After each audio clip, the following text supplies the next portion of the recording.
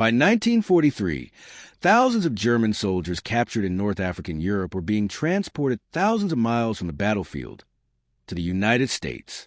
For many of them, America was not just foreign, it was unknown. Years of Nazi propaganda had portrayed the United States as brutal, racially divided, and cruel to prisoners. Many German soldiers believed that capture would mean starvation, abuse, or death. What they actually encountered inside American prisoner of war camps was something far more complex, and often very different from what they had been told to expect. During World War II, the United States held more than 370,000 German prisoners of war in camps spread across nearly every region of the country. The decision to bring prisoners to the U.S. was driven by logistics. America had space, infrastructure, and the ability to house large numbers of captives far from active combat zones. Keeping prisoners overseas strained Allied supply lines and exposed camps to ongoing military operations. International law also played a role. Under the Geneva Convention, prisoners of war were required to receive humane treatment, including food, shelter, medical care, and protection from violence. American officials believed compliance mattered, not just legally, but strategically.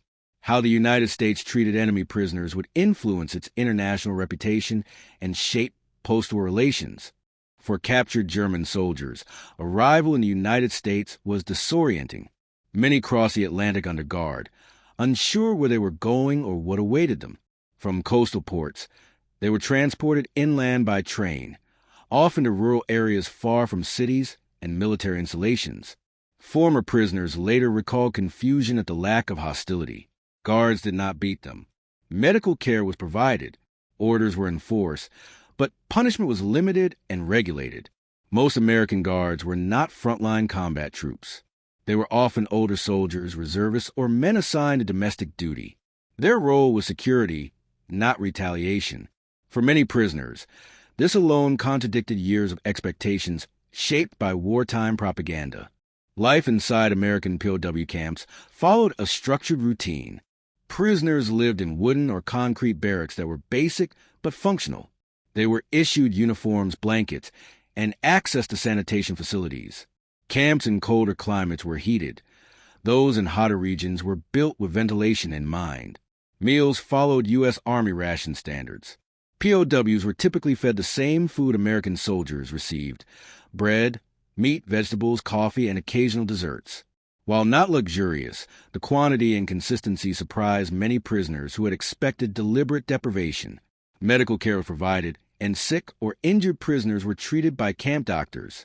Religious services were permitted, and camps often included chapels or designated worship spaces.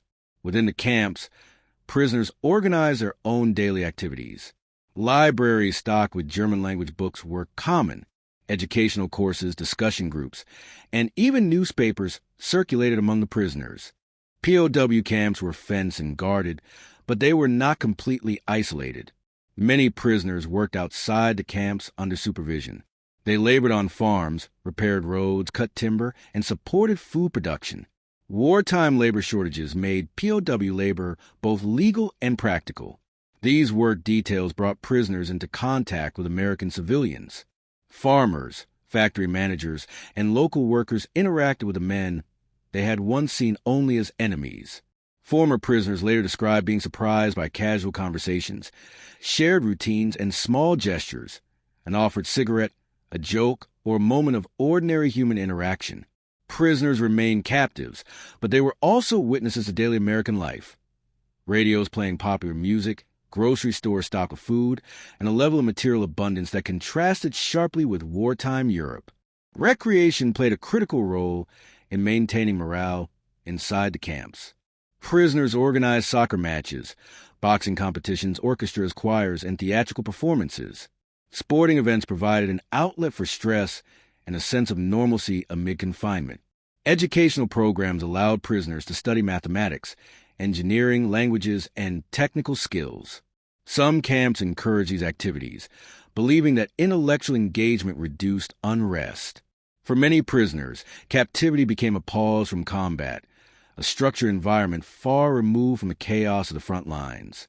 For others, it was a period of reflection that quietly reshaped how they viewed authority nationalism, and the world beyond Germany. Life inside the camps was not without tension. Hardline Nazi prisoners sometimes attempted to enforce ideological loyalty, intimidating or attacking fellow captives who were perceived as disloyal or cooperative. Informal power structures emerged within some camps. American administrators responded by separating prisoners based on behavior and ideology. In some cases, exposure to democratic ideas came through newspapers, lectures, and controlled discussions. These efforts were not overt attempts at re-education, but they introduced alternative perspectives, particularly to younger prisoners who had known only Nazi rule. The gap between expectation and experience existed for several reasons. Nazi propaganda deliberately exaggerated enemy brutality to discourage surrender. Economic differences also mattered.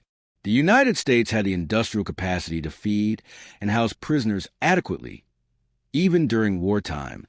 Finally, American officials understood that prisoner treatment had long-term consequences.